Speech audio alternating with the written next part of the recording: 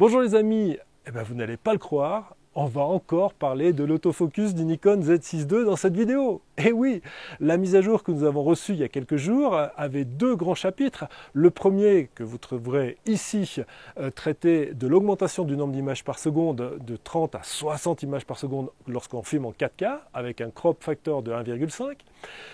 Et le deuxième chapitre, c'est aujourd'hui qu'on s'y attaque, c'est l'autofocus, l'amélioration de l'autofocus, en particulier de la détection de l'œil qui doit être améliorée, dixit Nikon. On va voir ça tout de suite dans des tests pratiques. Vous savez que je suis un homme de terrain, c'est vraiment en utilisation que l'on peut constater des progrès ou non de cet autofocus et de cette détection de l'œil. Allez, c'est parti pour le test.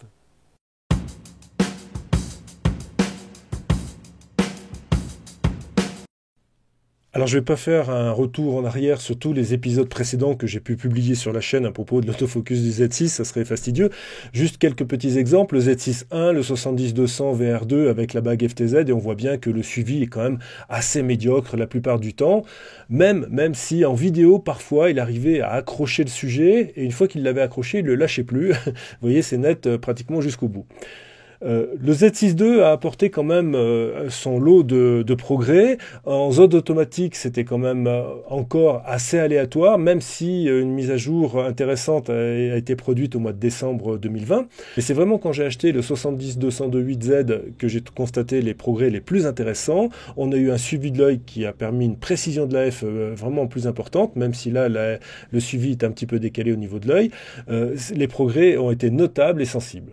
Alors vous le savez, quand c'est possible, j'aime beaucoup vous donner des exemples concrets de reportages et non pas des images que j'ai réalisées spécifiquement pour le test. Là, j'ai eu la chance d'assister, il y a très peu de courses sportives en ce moment, du fait des conditions sanitaires. Là, il y a eu une organisation d'une course de VTT sur neige ici à La Plagne. Et donc, on a pu faire quelques essais avec le Z6 II, le 70-200-2.8Z. Donc là, je suis à 3.5 en ouverture, et à 1/1600e en vitesse d'obturation. Et avec, alors j'avais fait quelques essais préalables dont je vous fais grâce, en mode automatique. Il y avait des résultats qui étaient très très aléatoires. Enfin bref, il n'y a aucune possibilité de faire vraiment des photos sportives.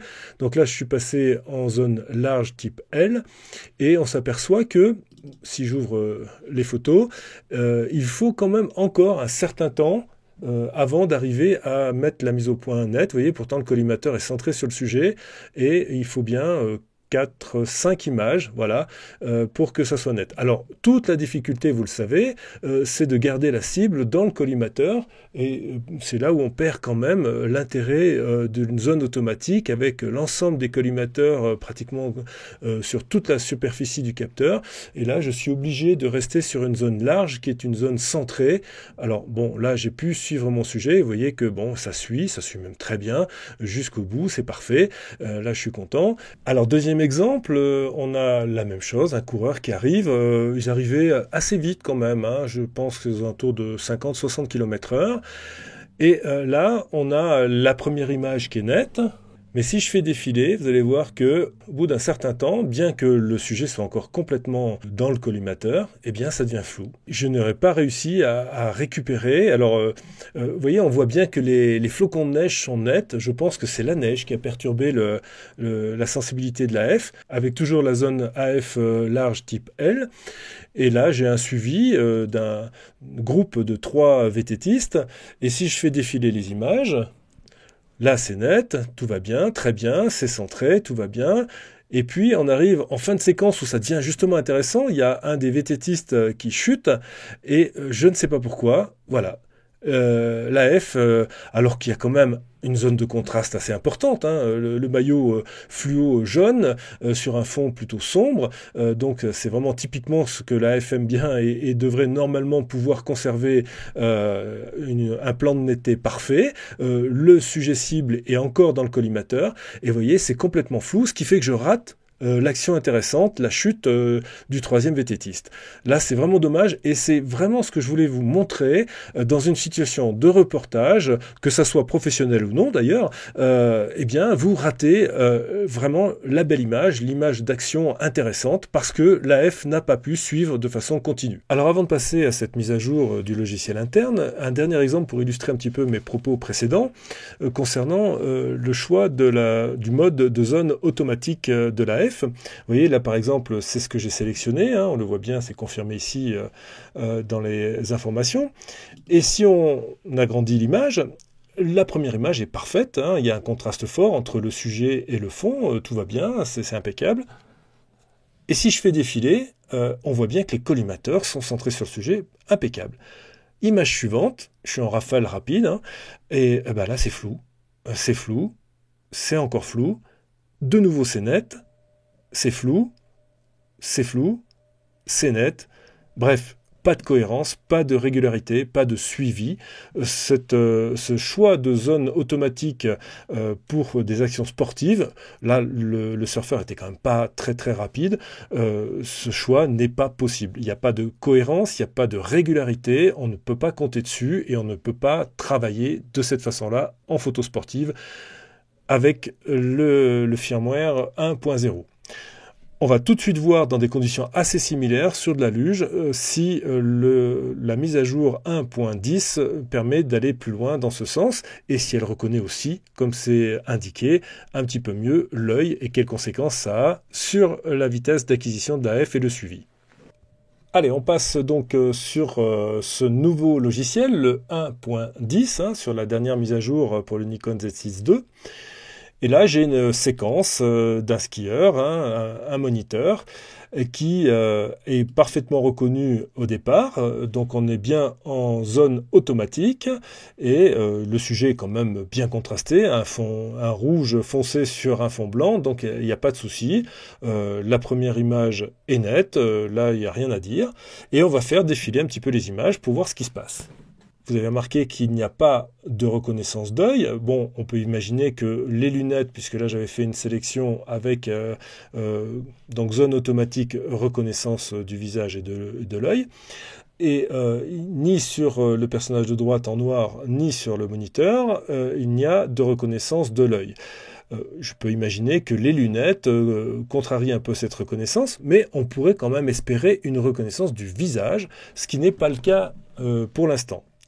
Continuons de faire défiler, on voit que les collimateurs apparaissent, disparaissent, on ne sait pas trop pourquoi.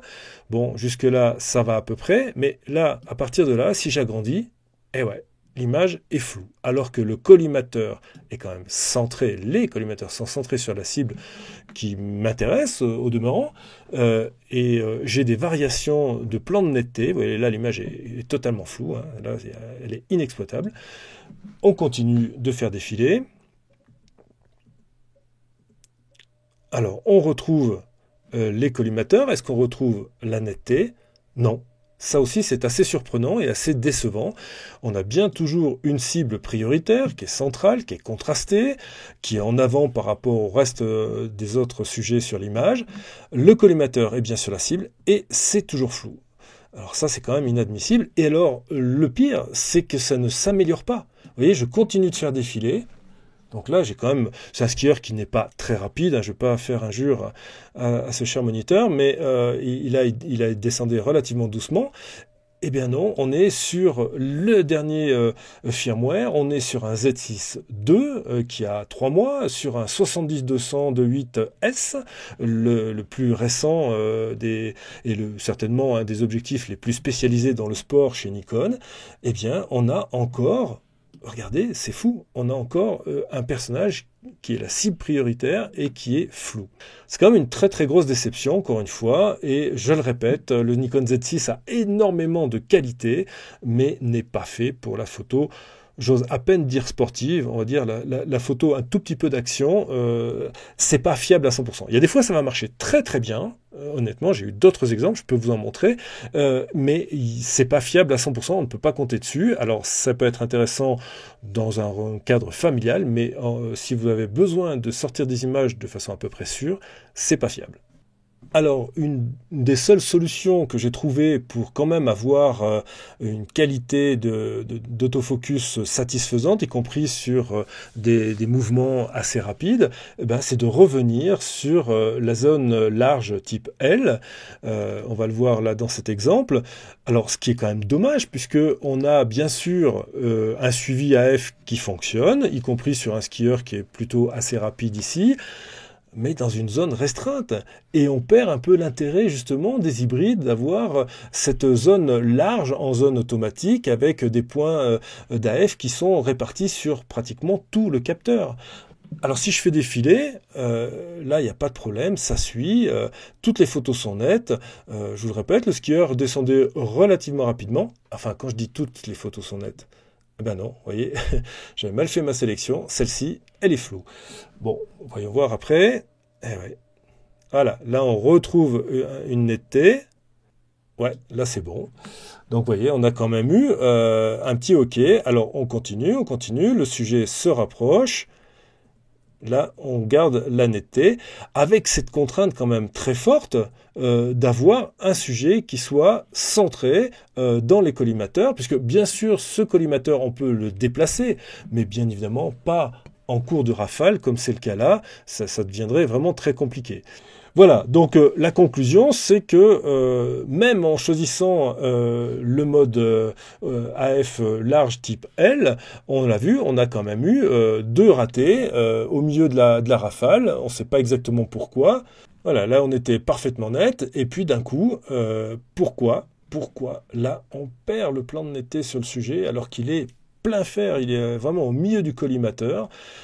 Il y a un contraste de dingue. Enfin bref, je suis à 1/8 millième, je suis à ouverture 2.8, d'accord, à 185 mm.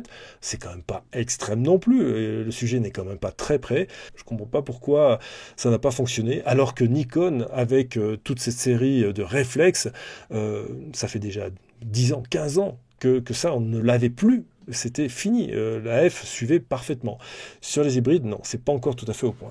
Alors qu'en est-il de l'amélioration du suivi de l'œil, puisque c'est ça qui est mis en avant par Nikon pour cette mise à jour, hein. Moi j'espérais aussi beaucoup une amélioration de l'acquisition de l'AF et du suivi de cette AF, ce qui n'est pas le cas, il faut être clair. Malheureusement, je suis pour l'instant en station de ski, donc pratiquement tout le monde a des lunettes. Donc on le voit bien dans cette série. Là, j'avais toujours le mode large type L avec donc détection de l'œil. C'est une des rares séries où j'ai réussi à faire apparaître la détection de l'œil. On va le voir, voilà, à partir de là. Et bon, ça suit pas trop mal. Bon, l'algorithme a reconnu la paire de lunettes, donc on peut imaginer qu'il y a des yeux derrière. Et donc ça suit plutôt pas trop mal, avec là un décalage. Là aussi, je pense que ce suivi est basé, les algorithmes sont basés sur les détections de contraste. On voit le contraste gris et blanc du bonnet qui a pris le dessus sur le contraste noir et gris foncé des lunettes. Bon, c'est pas grave jusque-là, puisque bon, on va dire que ces deux plans sont à peu près identiques et on a une netteté qui est bonne. Mais par contre, ça se décale de plus en plus et on perd le plan de netteté. Et puis, donc, on pourrait imaginer que ça passe directement sur un suivi de visage, puisque là, le visage est quand même très très net, bien contrasté sur un fond parfaitement noir. C'est pas tout à fait le cas. Là, on reprend plutôt un plan de netteté ici, entre le blanc et le beige, mais pas sur le visage. Et le visage n'est pas détecté en tant que tel. Bon, là aussi, beaucoup de travail sur les algorithmes de détection. Alors, si je peux conclure, oui, la détection de l'œil intervient plus tôt. Au lieu d'apparaître vers 6-7 mètres, comme c'était le cas auparavant, on peut apparaître entre 15 et 20 mètres. Alors là, je suis déjà avec la détection de l'œil. Là, donc, je suis à environ une vingtaine de mètres. Hein. Et ça suit tout du long. Ça, c'est pas mal du tout. Même avec les lunettes. Alors, bien sûr, de dos, ça marche plus.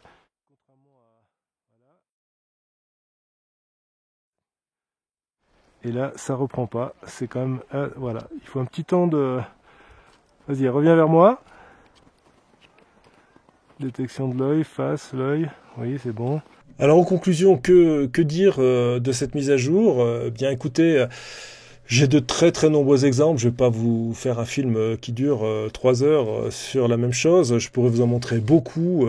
La zone automatique fonctionne de façon très aléatoire. Vous voyez, là, dire j'ai un semblant de netteté. Et puis ça ne tient pas, alors que quand même on a vraiment un sujet qui est pas à 200 km/h. Hein. Est-il trop loin? Peut-être. Je le répète une nouvelle fois, ça n'enlève rien au Nikon Z6 II et de ses qualités intrinsèques. C'est un appareil que j'aime beaucoup. Les objectifs aussi Nikon sont de très haute qualité, les objectifs Z. Alors je ne voudrais pas terminer cette revue sans vous parler de l'intérêt quand même de ce tracking de l'œil, de ce suivi de l'œil. Quand on est dans un type de reportage plus calme, que ce soit familial, que ce soit du studio, que ce soit du portrait, de la photo de rue, ça fonctionne quand même vraiment très bien. On a vraiment un suivi qui intervient assez tôt maintenant, hein, autour d'une quinzaine de mètres facilement, et qui permet d'avoir un suivi jusqu'au bout, même très près. Vous voyez, que l'œil soit très ouvert ou pas, ça le détecte bien. Il y a vraiment aucun souci, c'est vraiment un attrait très important, très intéressant, et c'est une avancée vraiment majeure. On va voir que dans les modes plus sportifs, on peut aussi réussir à faire de belles photos. J'ai changé d'objectif, je suis passé sur le 24-200 qui au demeurant est un excellent objectif pour reportage en montagne, léger et vraiment performant. Alors la contrainte bien sûr, c'est de sélectionner une zone type large L qui nous astreint à avoir le sujet centré dans les collimateurs. Donc là c'est le cas et voilà le résultat. On a quand même suivi de qualité, on arrive à faire de très belles images. En l'occurrence, là, il n'y a aucun problème d'autofocus. Chaque photo de toute la séquence était parfaitement nette. On a vraiment quelque chose qui fonctionne. Mon seul regret, et il est quand même important, c'est de ne pas pouvoir avoir ce même résultat en zone AF automatique avec l'ensemble des collimateurs sur tout le capteur, ce qui pourrait me libérer d'une contrainte de centrage qui là, vraiment est quand même assez forte. C'est dommage parce que véritablement ça fonctionne dans cette sélection de zones d'AF, il n'y a aucune raison que Nikon n'arrive pas à le faire fonctionner en mode automatique. C'est vraiment mon souhait le plus cher, donc vous l'avez compris, j'attends avec impatience cette nouvelle mise à jour qui me permettra d'utiliser cette zone automatique de la même façon que les autres zones, ou alors, pourquoi pas, un nouveau boîtier. On annonce beaucoup de choses ces temps-ci, avec pas mal de rumeurs, mais il est clair que pour moi, j'ai fait l'effort d'acheter un nouveau boîtier, le Nikon Z6 II, il y a 3 mois. Je ne recommencerai pas l'opération si je n'obtiens pas des résultats très satisfaisants à la hauteur de la concurrence, en particulier sur la possibilité d'utiliser ce mode zone AF automatique avec l'ensemble des capteurs, contrairement à une zone trop centrée, trop ciblée. Ça sera vraiment mon critère de choix sur mes prochains achats.